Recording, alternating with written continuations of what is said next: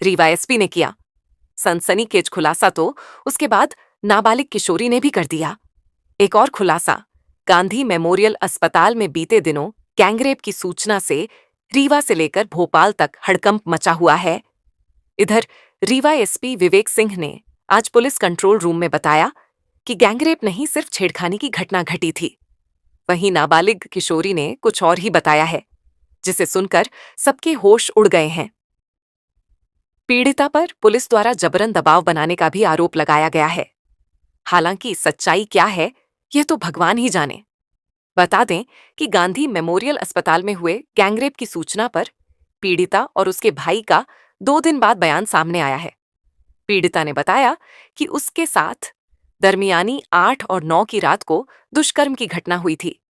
Media को बयान देते समय पीड़िता ने बताया कि उसकी कोई फोटो वायरल करने ब्लैकमेल किया जा रहा था, जिसमें महेंद्र नाम का वार्ड बॉय शामिल था।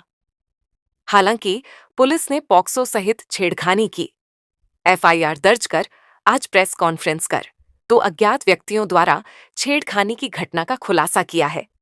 इस मामले में रीवा एसपी विवेक सिंह का अलग ही बयान आया है। वहीं किशोरी और उसके भाई का अलग बयान दे रहे हैं।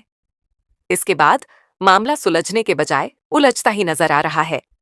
वहीं अस्पताल प्रबंधन पर भी गंभीर आरोप लगे हैं। हमारे पास ही आई है कि एक लड़की के साथ 2 लोगों के द्वारा रेप की मतलब सूचना सेक्सुअल असॉल्ट हुआ है।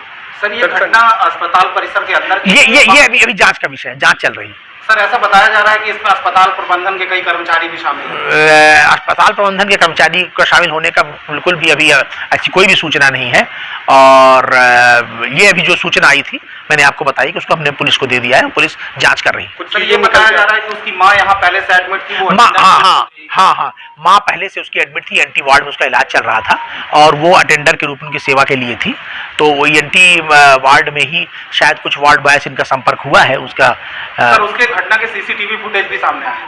ये बिल्कुल संज्ञान में नहीं है, अभी नहीं है संज्ञान की नाबालिग। हाँ। तो जब उसको भर्ती करवाया गया तो सर किस तरह की उसको समस्या थी? और नहीं, वही तो सूचना आई है ना, उस सूचना को हम और बहुत ज्यादा विस्तृत है, जो कि संवेदनशील मामला है इसलिए, लेकिन ये एक सूचना आई है कि ऐसा एक घटना से पीड़ित एक बच्ची एडमिट हुई है, तो वो हम लोगों ने संज्ञान में लेकर उसको पुलिस में दिया। उसका मतलब वो तत्काल इलाज किया? हाँ, तत्काल वहाँ इलाज चल रहा था। इसके बाद वो लड़की फिर वहां से चली भी गई बिना बताए डॉक्टरों को। पुलिस को आप लोग? पुलिस हम लोगों ने पूरी जांच पुलिस को सौंप दी। सर, संडे रात की घटना थी, अभी तक वो चीजें दबी रही?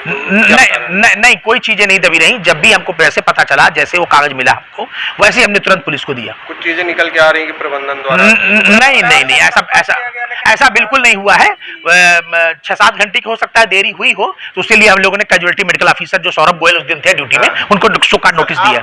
आप as a doctor, as a मानवता के नाते आप क्या सर पुलिस से अपील करेंगे कि क्या? पुलिस से बिल्कुल अपील करेंगे कि दोषियों को कड़ी से कड़ी सजा मिले और दोषियों का अच्छे से इसकी जांच हो, सही निष्पक्ष तरीके से जांच हो और कड़ी से कड़ी सजा मिले। ठीक है सर। ये बताइए कि घटना सामने आई संजय गांधी अस्पताल में, बड़ी विभत्स घटना सामने आई, उसके बारे में आपने भी बयान दिया।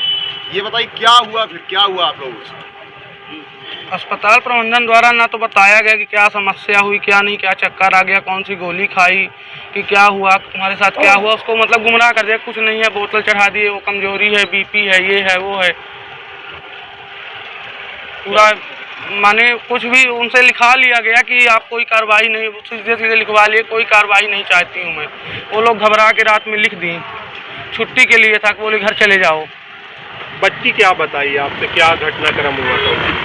बच्ची ने यही बताया कि मेरे पास दवाई, मुझे पहले सर दर्द, गले में दर्द था, गले में दर्द के बाद उसने टैबलेट, मैंने उससे मांगी कि दर्द की टैबलेट दे दो भैया, बाडवाय था, तो वो 2 टैबलेट दिया, बोला एक 6 बजे खा लो, एक 11 बजे रात खा लेना, आराम हो जाएगा। 6 बजे दवाई खाई, फिर 11 बजे रात खाई। उसके बाद जी मचलने लगा।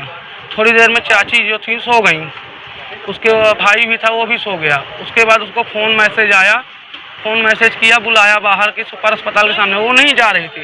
वो बोला मैं तुम्हारी फ़ोटो स्क्रीनशॉट लिया हूँ, ये किया हूँ, तुम्हारे घर वालों को दूंगा, भाई को दूंगा। उसको ब्लैकमेल टाइप में किया। डर के मारे चली गई बहन, बाहर चली गई गेट के सुपर के पास। वहाँ उससे सीना जब्ती किया, ज़बरदस्ती बोला रूम चलो, रूम ले गया, कठेलते हुए रूम ले गया। फिर वो बोली मैं बेहोश टाइप में हो गई, एकदम नशे के हालत में थी। फिर 2-4 लोग रूम के अंदर ले गए, 2-4 लोग बोले और आ गए। उसके पास फ़ोन भी आया कि लड़की लापता हुई, लेकिन वो फ़ोन फ्लाइट मोड में डाल के और फिर बोली मुझे ज़्यादा कुछ होश नहीं था, मैं दवाई मतलब नशे की हालत में कुल मिला के थी। जब भी मिली भी हम लोग को नशे में ही थी, वो ज़्यादा बता नहीं पा रही थी, न बोल पा रही थी। पुलिस कल पहुंची थी आप लोगों के यहाँ, क्या बातें हुई?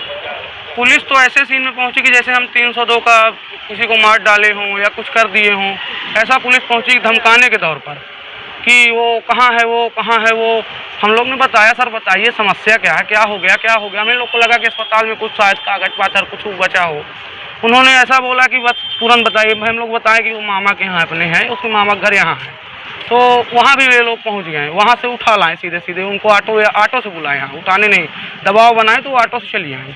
अब हम लोग से न बात करने दे रहे थे, न बता रहे थे कि क्या हो गया क्या नहीं हो गया, कोई खबर नहीं है। और बच्ची भी बहन घबराई हुई थी, वो भी कुछ नहीं बता पा रही थी। फिर ये लोगों ने वहाँ बयान लिया, फिर रेस्ट हाउस ले गए कहीं, फिर सिलपरा बाईपास तक ले आए, फिर वापस गोविंदगढ़ लेके चले गए, फिर वहाँ से ले आए। अब हम रात में फ़ोन लगा रहे हैं कंटिन्यू कि आप भैया ले कहाँ जा रहे हो, कहाँ है, खाना की व्यवस्था क्या है, क्या समस्या है बताओ, जब ना पता चलेगा। उन्होंने कुछ नहीं बोले, आप थाना में बात करिए, थाना में। क्या मामले को दबाने का प्रयास था पूरा? बिल्कुल मामले को दबाने का प्रयास था, अनावश्यक दबाव। मैंने परिजन से नहीं मिले, वो नाबालिग बच्ची हो क्या बोल सकती है, उसके घर के कोई रिस्पॉन्सिबल व्यक्ति बोलेगा ना। वो बच्ची है, डरेगी, किसी के साथ ऐसा तो होगा वो बयां कर पाएगी दोबारा।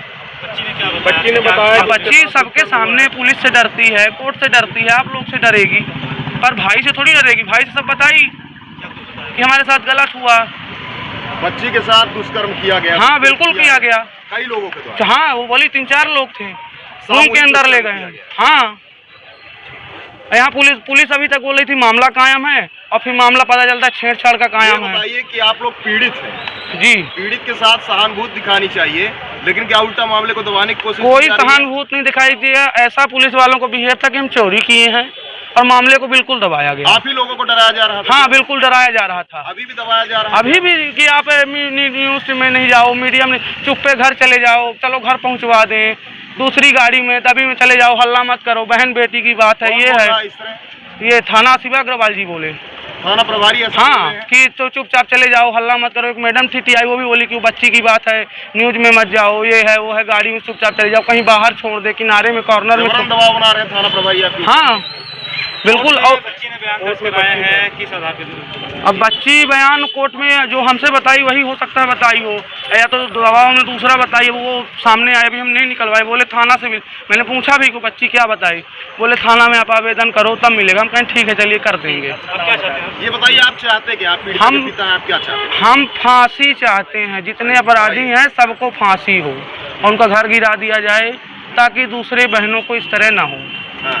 नहीं, अस्पताल जैसे परिसर में बच्चियां सुरक्षित नहीं रहेंगी, कहाँ रहेंगी? आरोपी कौन है? आरोपी के बारे में बता दीजिए। आरोपी के बारे में बता आरोपी एक महेंद्र बता रही थी, वो दीजिए। ये वही नौकरी करता है? हाँ ये वार्ड बॉय है। और एक रात में ड्यूटी में था मनीष, वो भी पहुंच गया, हाँ वो भी था। एक कोई गार्ड था विकास शुक्ला, हाँ वो था। एक ड्यूटी डॉक्टर हर्ष करके कोई था। हाँ। और ये डॉक्टर सुरेंद्र सिंह द्वारा एडमिट किया गया, 1 महीने कंटिन्यू तड़काया गया कि अगले सैटरडे ऑपरेशन करेंगे, एडमिट रहो। आज इतने दिन न लगाते अगर अस्पताल में तो ये घटना नहीं घटती। हाँ। उन्होंने बोला इस शनिवार इस मंगलवार फिटनेस नहीं है, सांस नहीं है। 1 महीना बिता दिया अस्पताल में ऑपरेशन करते करते। हॉस्पिटल प्रबंधन की भी इसमें मिली भगत? बिल्कुल मिली भगत है भाई। 1 महीना हमको बेड में पराए रह गए, आपकी आज नहीं कल करेंगे ऑपरेशन, कल नहीं परसों करेंगे। जांच आप कहीं बाहर से कराओ, कहीं सीटी स्कैन, आयुष्मान कार्ड था साला। बीमारी लेके गई थी वो? उनके बोला गया कि नाक की नस दबी हुई है, सांस लेने में समस्या थी। ENT विभाग में एडमिट थे, डॉक्टर सुरेंद्र सिंह को बाहर दिखाए थे डॉक्टर कॉलोनी। उसके बाद उन्होंने एडमिट कर लिया, बोला ऑपरेशन करेंगे, अगले शनिवार ऑपरेशन हो जाएगा। लेकिन 1 महीने तक बीतता गया, 20 दिन लगभग, कि अगले हफ्ते होगा, अगले हफ्ते होगा। ये डॉक्टर नहीं है, फिटनेस वाले डॉक्टर नहीं है। ये करते करते महीनों बीत गया अस्पताल में। नाम बता दीजिए। नहीं सर। देखिए 9 तारीख को 9 जून को शाम को पुलिस के पास कुछ अपुष्ट उससे आ रहा था कि एक बालिका के साथ गलत कार्य हुआ है, रेप हुआ है, और जिसके संबंध में फिर हमने तस्दीकी पता रसी स्टार्ट कर दी थी। कुछ जानकारियां हमको हॉस्पिटल से मिली, जिसके आधार पे हमको जो बालिका है उसका संपर्क और साइची मिली। हमने बालिका की माँ से संपर्क किया, रात में संपर्क किया, फ़ोन से बात किया और उनसे बात किया कि अगर आपको कोई रिपोर्ट करानी है, कुछ भी कराना है, कुछ आपके साथ गलत हुआ है, बच्चे के साथ कुछ गलत हुआ है तो हमारे पास आएँ और रिपोर्ट करें। उस समय उन्होंने मना कर दिया कि हम कोई रिपोर्ट नहीं कराना चाहते, हमारे साथ कुछ भी नहीं हुआ है। उसके उपरांत फिर अगले दिन फिर हमने एक टीम भेजी, सिविल में हमारे अधिकारीगण गए और तो उनके घर पे कोई नहीं मिला हमें।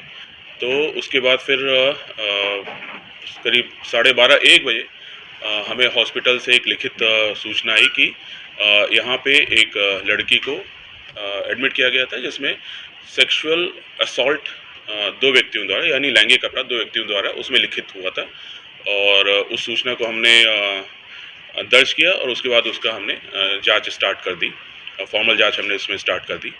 इसी बीच हमें फैमिली से हमारा संपर्क फिर से हुआ तो उन्होंने बताया कि हम किसी दूरस्थ स्थान पे हम अपना बयान और अपने कथन और वो सारी चीज़ देना चाहते हैं। तो उसके बाद उनको एक जगह बताई गई, वहाँ पे हमारी टीम भी पहुँच गई सिविल में और उनका फैमिली भी आ गई और उसके बाद वहाँ पे लड़की के बयान कल शाम को देर रात में दर्ज हुए थे और जिसमें उसने 2 अज्ञात लोगों द्वारा छेड़छाड़ की घटना बताई थी। उस समय उसने ये बताया लड़की ने कि ये टॉयलेट करने गई थी, उसी बीच उसको चक्कर आ गया। जब चक्कर से जब उसके ऊपर कोई पानी डाला, जब चक्कर से उसे होश आया जब बेहोशी से, तो उसके साथ कुछ लोगों ने छेड़छाड़ की कोशिश की, उसको फिर से बेहोश हो गई और जब उठी तो वो हॉस्पिटल के बाहर कहीं भी थी और उसके भाई और उसकी मदर वहाँ पे आई थी और जो फिर उसको ले जाके उन्होंने एडमिट कराया था। ये उसने कल बयान में दिया था जिसके आधार पे हमने 354 पुरानी धारा आईपीसी के अंतर्गत उसमें अज्ञात 2 आरोपियों के खिलाफ किया। इसके साथ साथ हमने एविडेंसेस भी कलेक्ट करना शुरू किए थे क्योंकि हमारे पास एक फुटेज आया था जिसमें स्ट्रेचर पे उस लड़की को ले जाते हुए दिख रहे थे, तो हमने उसको पूरा बैक ट्रैक किया। तो कब आई, कब गई, वहाँ पे कैसे आई, तो उसमें हमने ये देखा कि लड़की अकेले ही बाहर आ रही है और जो प्रतीत हो रहा था कि पूरे होश हवास में थी और फिर हमने वापसी का भी देखा तो वापसी भी अकेले आ रही है और फिर उसके बाद उसके जब माँ और भाई दिखे तो उसके बाद उसको वो अनकॉन्शियस सी होने लगी थी और उसके बाद उसके भाई और माँ ने उसको एक राहगीर की मदद से हॉस्पिटल गेट तक ले गए, फिर वहाँ से स्ट्रेचर से उसको एडमिट कराया गया। तो जब हमने उससे ये पूछा कि यहाँ पे इस तरह से हो रहा है, तब उसने फिर और घटना को उसने खुलासा किया कि एक वार्ड बॉय है महेंद्र, इसकी माँ करीब 20 दिन से एडमिट थी। ये लड़की करीब 7-8 दिन पहले वहाँ से अटेंडर के रूप में अपनी माँ के साथ रह रही थी। वहाँ पे उसका महेंद्र से संपर्क हुआ, महेंद्र इसको कॉल करता था, इसने भी उसको कॉल करना शुरू किया था। तो फिर महेंद्र ने उस दिन को इसको लड़की को बुलाया था कि सुपर स्पेशलिटी के गेट के आगे आके मिलना, और जब इसकी माँ और भाई सो गए थे तो फिर ये वहाँ गई थी। इसके बाद वहाँ पे महेंद्र इसको लड़की के बयान के अनुसार महेंद्र इसका हाथ पकड़ के अब कहा था कि मेरे घर चलो, पास में मेरा घर है, तो वहाँ पे ले आने के से हाथ उसका पकड़ रहा था और तभी महेंद्र के पास फ़ोन आया कि इस लड़की को ढूंढा जा रहा है। और तो फिर महेंद्र ने उसको बताया कि तुम तुरंत वापस जाओ, मेरा नाम मत लेना और किसी को बताना नहीं कि मैंने बुलाया था। तो उसके बाद फिर लड़की वो वापस चली जाती है।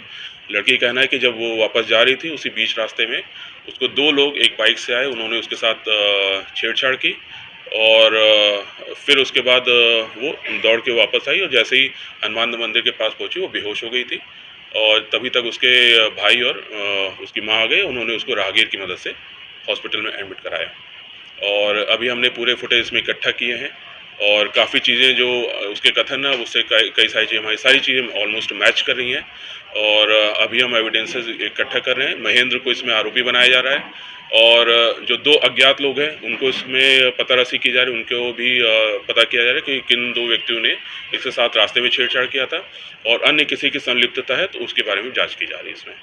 और बच्ची का हमने एक पैनल के थ्रू एक पूरा मेडिकल भी कराया कि किसी तरह का अंदेशा को हम रूल आउट कर दें, इसलिए उसका पूरा मेडिकल भी कराया गया और उसमें भी उसको कोई एक्सटर्नल इंजरी, कोई बाहरी चोट वगैरह कोई चीज़ नहीं आई है।